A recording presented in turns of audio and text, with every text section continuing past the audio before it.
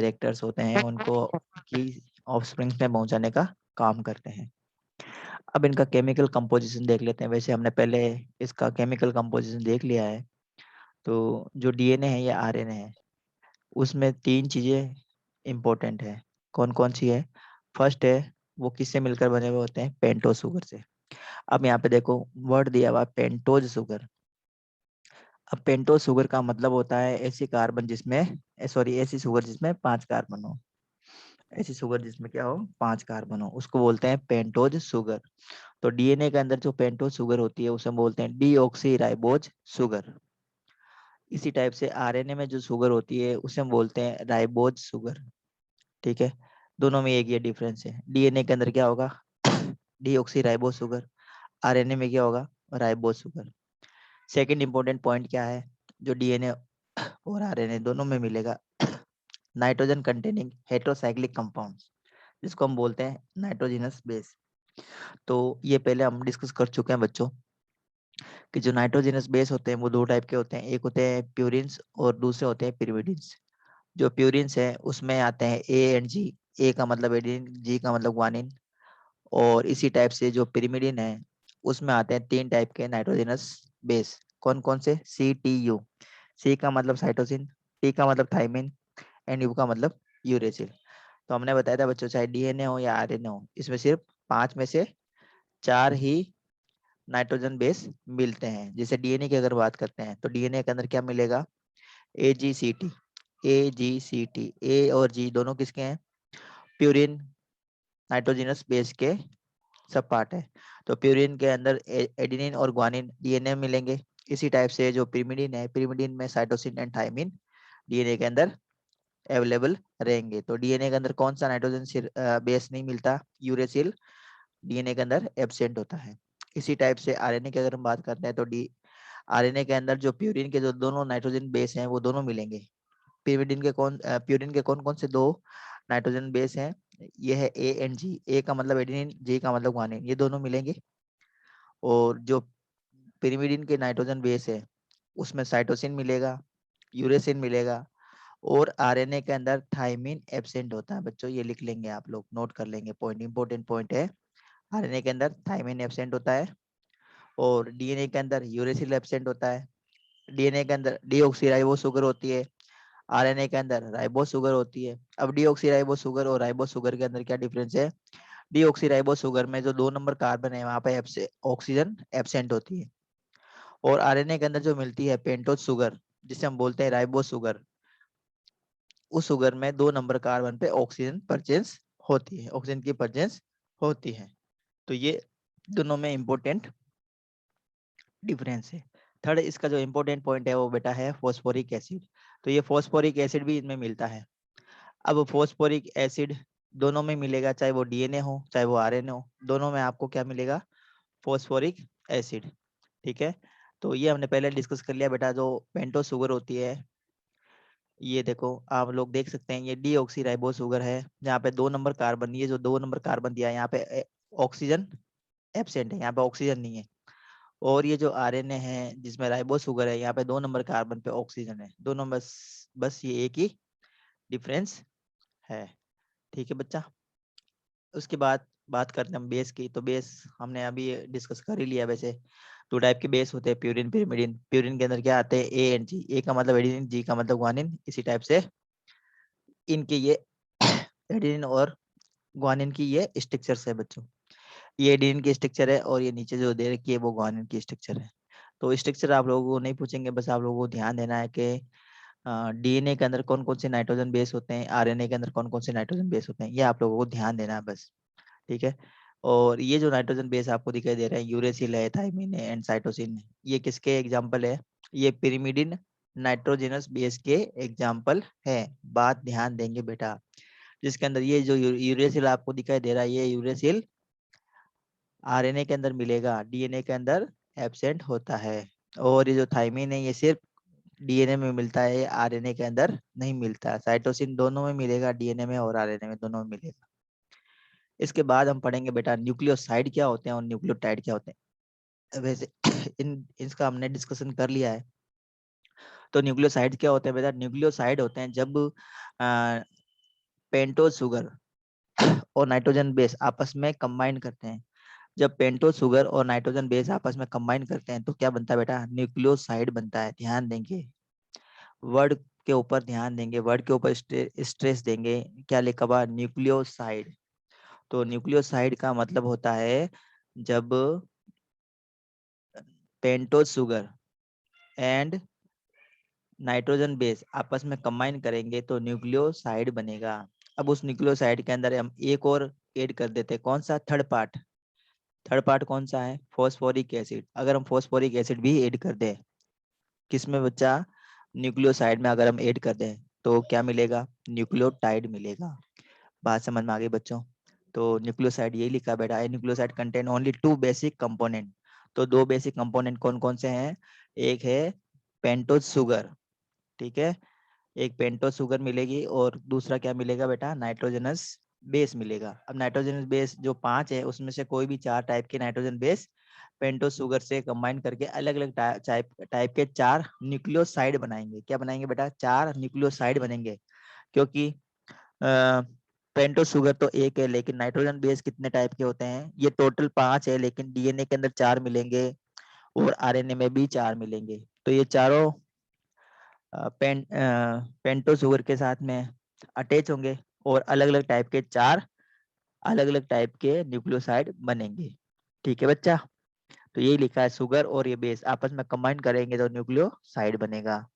ये देखो न्यूक्लियोसाइड की स्ट्रक्चर है, ये पेंटो शुगर और पेंटो शुगर पे ये बेस लगा है। पेंटो शुगर जो आपको दिखाई दे रही होगी, इसमें एक नंबर जो कार्बन है, एक नंबर कार्बन से ये बेस जुड़ा हुआ है, एक नंबर कार्बन से ये बेस जुड़ा है।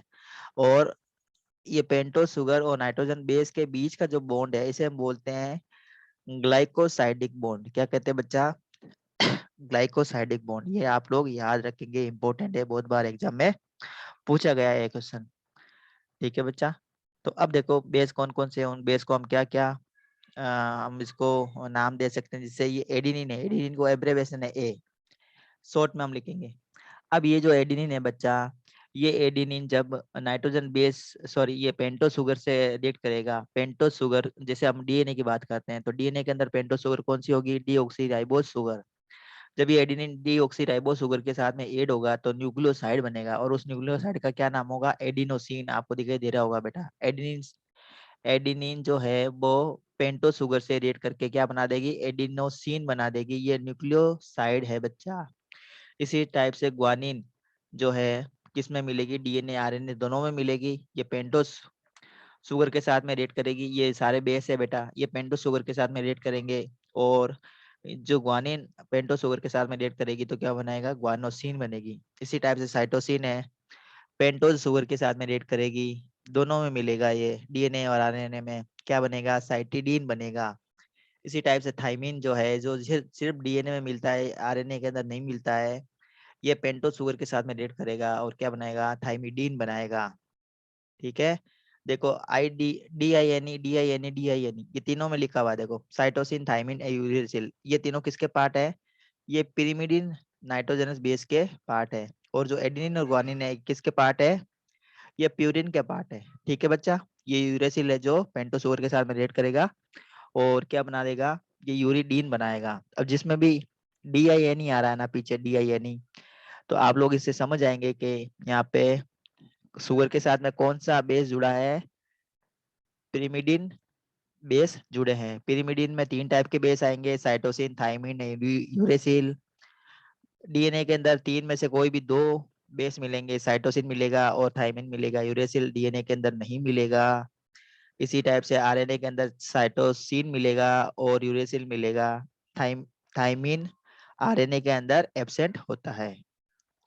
तो बात समझ में आ चुकी होगी बच्चों अभी अच्छे से। अब हम पढ़ेंगे बेटा न्यूक्लियोटाइड कैसे बनता है। तो न्यूक्लियोसाइड से न्यूक्लियोटाइड बनेगा।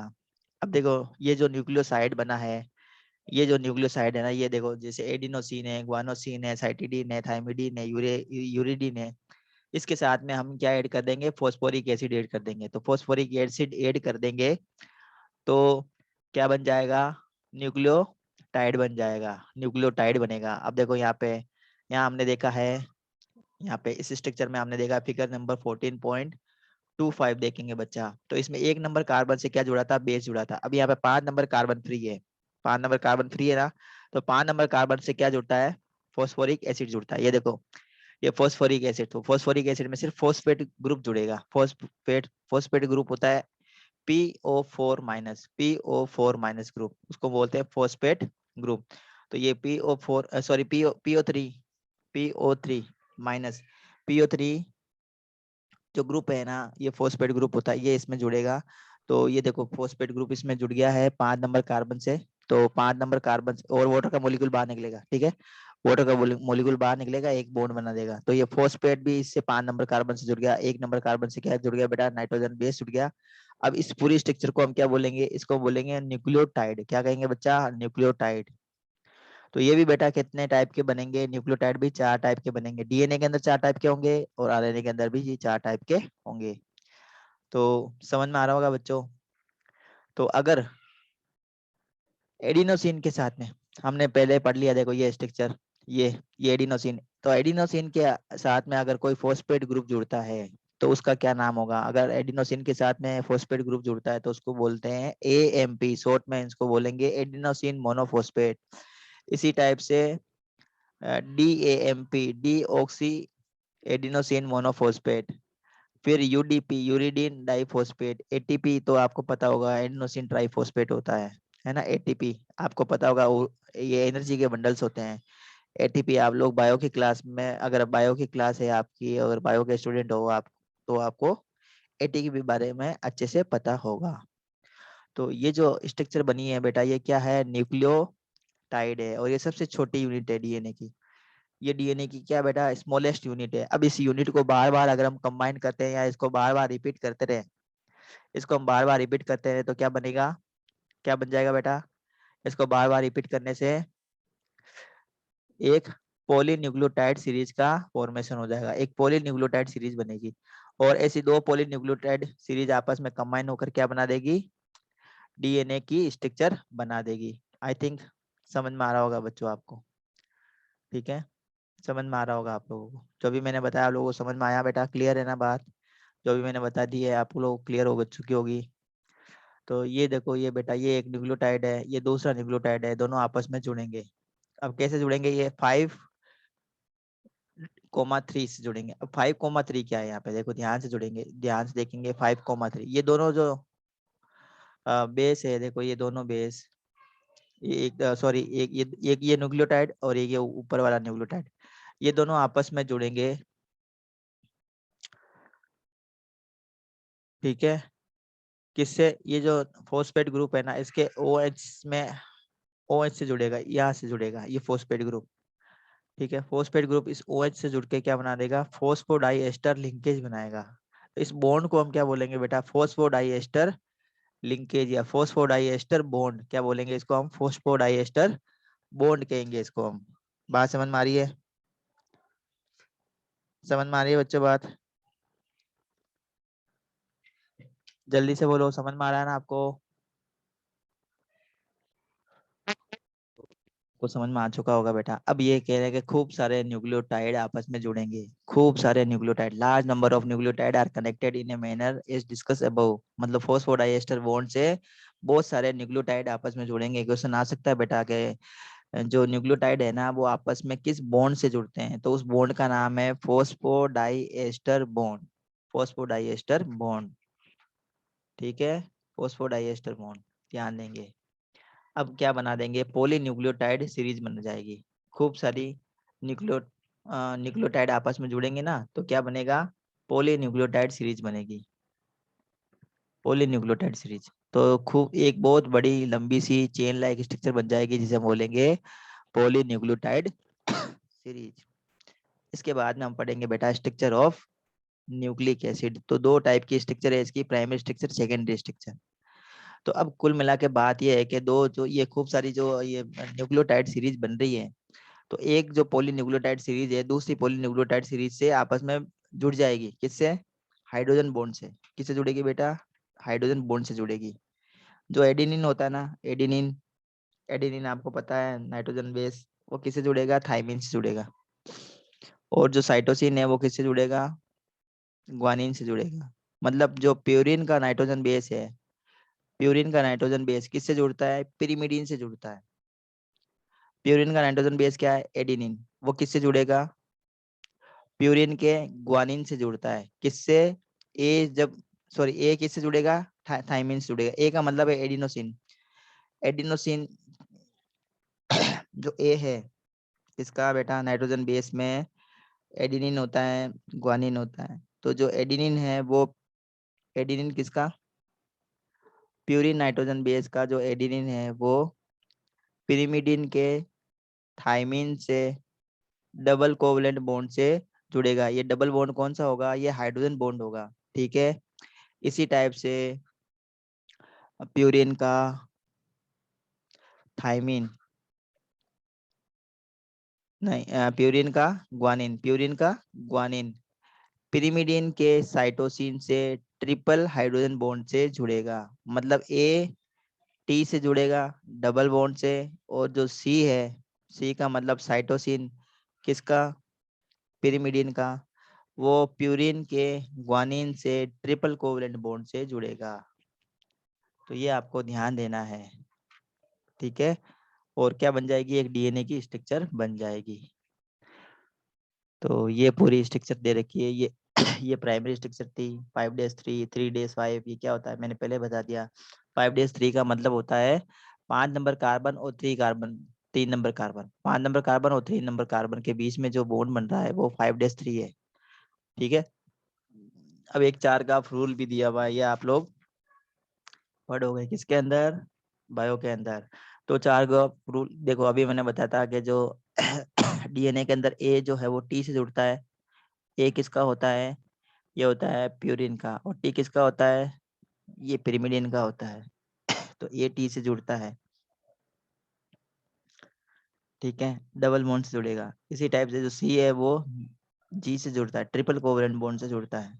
ठीक है। यहाँ पे ट्रिपल कोवलेंट बॉन्ड होना चाहिए, बॉन्ड नहीं लगा है। ठीक है। अब कुल मिला के 4 ग्राफ रूल क्या है? 4 ग्राफ रूल कहता है कि ए प्लस टी, इन दोनों का जो कॉम्बिनेशन है ना वो किसके बराबर होगा? सी प्लस टी के बराबर होगा। ये वाला, ये आप देख लीजिए बच्चों। ये इसका जो टोटल अमाउंट है ना प्यूरिन का और पिरिमिडिन का, ये क्या होता है? हमेशा फिक्स होता है। क्या होगा बेटा? ये फिक्स होगा। जो ए है और वो जी है, इन दोनों का जो रेशियो है वो किसके बराबर होगा? सी और टी के अमाउंट के बराबर होगा। ये 4 ग्राफ ने बताया था। और डीएनए की जो डबल हेलिक्स स्ट्रक्चर देने वाले जो साइंटिस्ट थे वो थे वाटसन एंड क्रिक। आप लोगों को पता होगा, वाटसन का नाम है जेडी वाटसन और क्रिक का नाम है FHC क्रिक। ठीक है। तो इन्होंने 1953 के अंदर डीएनए की स्ट्रक्चर दी थी, जिसके लिए इनको नोबेल प्राइज मिला था। तो उन्होंने बताया कि जो डीएनए की स्ट्रक्चर है वो डबल हेलिक्स स्ट्रक्चर होती है। डबल हेलिक्स स्ट्रक्चर का मतलब जैसे आप लोगों ने देखा होगा बहुत बड़ी बड़ी बिल्डिंग्स के अंदर जो स्टेयरकेस होती है, सीढ़ियाँ होती है, वो घूमती हुई होती है, सर्पिलाकार होती है ना, स्पाइरल शेप में होती है। तो डीएनए की स्ट्रक्चर भी इन्होंने कुछ इसी टाइप की बताई थी, और डीएनए की स्ट्रक्चर एक्चुअल में उसी टाइप की होती भी है। तो इस वजह से इनको, इनके जो मॉडल है उस मॉडल को मॉडल को क्या कहते हैं? Double helix structure, double helical structure of DNA. और इस स्ट्रक्चर के लिए इनको नोबेल पुरस्कार भी मिला था। तो इम्पोर्टेंट है बच्चा ये। तो ये स्ट्रक्चर है बेटा, ये देख लो। ये जो ये दिखाई दे रहा है ना, ये एक सीरीज है और ये दूसरी सीरीज है। दोनों सीरीज के बीच में ए जो है वो टी से जुड़ा हुआ डबल बॉन्ड से, और जो सी है वो जी से जुड़ा हुआ है ट्रिपल बॉन्ड से। और ये बीच में हाइड्रोजन बॉन्डिंग है। और बताया हुआ कि इसका जो डायामीटर है, डायामीटर कितना होता है? 2 नैनोमीटर के बराबर का होता है। 2 नैनोमीटर की इसका डायामीटर होता है। ठीक है। 2 नैनोमीटर का इसका डायमीटर है। और जो दो इसके अंदर जो बॉन्ड होते हैं ना, जैसे सीढ़ियाँ होती है ना, सीढ़ियों में स्टेयरकेस होते हैं जहाँ पे पाँव रख के ऊपर चढ़ सकते हैं, उसी टाइप की स्ट्रक्चर इसमें भी बनती है। तो ये दो जो बॉन्ड है, दो नाइट्रोजन बेस है ना, इसके बीच की डिस्टेंस बताइए 0.34 नैनोमीटर। तो 0.34 नैनोमीटर के बीच की इनकी डिस्टेंस होती है। इसी टाइप से एक पूरा सर्कल, एक पूरा सर्कल का मतलब है ये घूम के वापस उसी जगह आ जाए। देखो यहाँ पे ये दिखाई दे रहा है, यहाँ से स्टार्ट हुआ है, यहाँ से स्टार्ट हुआ है, ये जो नीचे की लाइन दिख रही है आपको, ये एरो, यहाँ से घूम के स्टार्ट होता है, वापस घूम के उसी जगह पे आ जाता है। तो ये मतलब ये क्या हो गया? इसका एक पूरा सर्कल पूरा हो गया। तो इस पूरे सर्कल की जो डिस्टेंस है वो कितनी होती है? 3.4 नैनोमीटर होती है। 3.4 नैनोमीटर बोलो, या इसको हम क्या बोल सकते हैं, 34 एंगस्ट्रॉम, 34 एंगस्ट्रॉम भी बोल सकते हैं। ठीक है, तो 34 एंगस्ट्रॉम या 3.4 नैनोमीटर के बराबर की होती है। और दोनों के बीच की जो डिस्टेंस है वो कितनी होती है बेटा, दोनों स्टैंड के बीच की डिस्टेंस होती है 0.39 नैनोमीटर, 0.34 नैनोमीटर। तो ये आप लोग इसका जो डायमीटर वगैरह जो है ये आप लोग ध्यान देंगे। ठीक है, ये आप लोग इसको ध्यान से देखेंगे।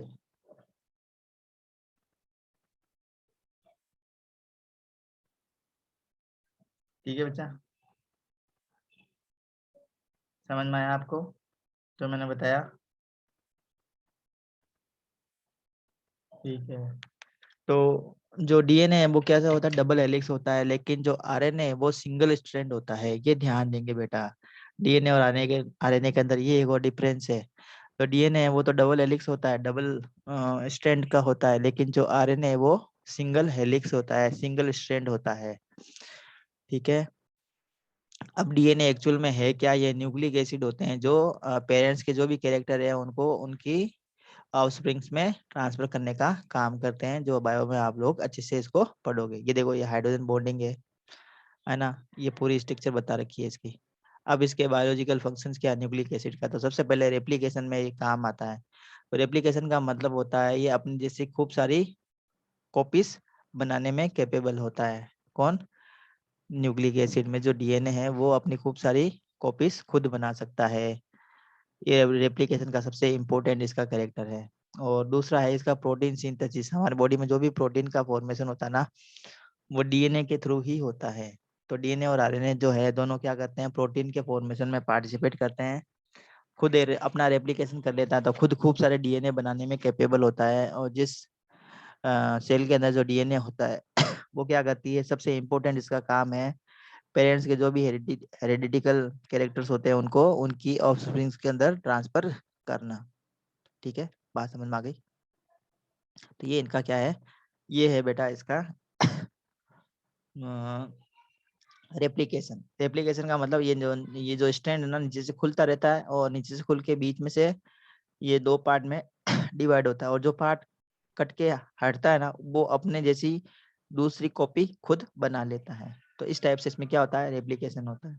तो प्रोटीन के सिंथेसिस में भी इसका सबसे इम्पोर्टेंट रोल है, तो ये आप लोगों को देखना बेटा। ठीक है, अब इसके जो मेजर डिफरेंस है ना डीएनए और आरएनए में, ये आप लोग देख लेंगे बेटा। तो ये लास्ट पॉइंट इस चैप्टर का देख लेंगे बेटा। जो शुगर होती है हमने पहले बता दिया, डीऑक्सीराइबोस शुगर डीएनए के अंदर होती है, आरएनए के अंदर राइबोस शुगर होती है। डीएनए के अंदर साइटोसिन और थाइमिन होते हैं, ये पिरिमिडिन के तौर पे। ठीक है, और ग्वानिन और एडेनिन होते हैं एज ए प्यूरिन बेस। तो ये मैंने पहले आप लोगों को डिस्कस कर दिया है। RNA contains cytosine and uracil as a pyrimidine base and guanine and adenine as a purine base. ठीक है, DNA has double strand alpha helix structure जबकि आरएनए क्या होता है, सिंगल स्ट्रैंड होता है। ठीक है बच्चों, बात समझ में आ गई? हाँ, फिर है, देखो ध्यान से, जो डीएनए है वो chiefly occurs in the nucleus of the acid, sorry nucleus of the cell. Cell के न्यूक्लियस के अंदर डीएनए मिलेगा, क्योंकि ये हेरिडिटिकल वर्क करता है। मतलब पेरेंट्स के जो भी कैरेक्टर्स होते हैं उनके जीन के थ्रू वो उनके बच्चों में ट्रांसफर करने का काम करता है। और आरएनए कहाँ होता है बेटा, साइटोप्लाज्म में होता है। ये ध्यान देंगे, डीएनए मिलेगा आपको न्यूक्लियस के अंदर और आरएनए मिलेगा आपको साइटोप्लाज्म में। आपको पता होगा सेल के अंदर साइटोप्लाज्म और न्यूक्लियस वगैरह सब पता होगा आपको। फिर ये DNA molecules are very large, बहुत बड़े बड़े मॉलिक्यूल्स होते हैं। ठीक है, और इनका मास भी बहुत ज्यादा होता है। तो 6 × 10⁻⁶ to 16 × 10⁻⁶ यू के बराबर होता है। और ये जो आरएनए होता है ये कंपैरेटिवली स्मॉल होते हैं मॉलिक्यूल, और इनका जो मास है ना वो भी कम होता है। तो 20,000 से 40,000 के बीच में वेरी करता है।